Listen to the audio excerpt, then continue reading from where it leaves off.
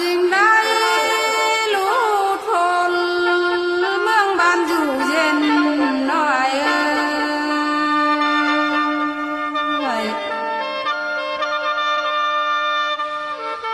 เฮา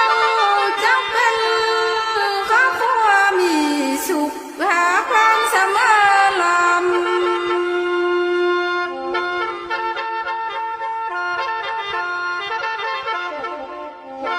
อันบาไม้และห่างเด้อข้าวก้อนนั้นก็ยังไม่มีคุณเนาะส่งครอบครัวไปเป็นทหารสวบสลักตายเพื่อชา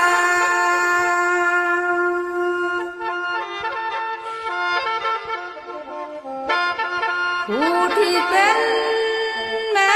ห่างเนื้อข้าวก้อนน้ำย้อนผัวไปชั่วทางไกลแล้ว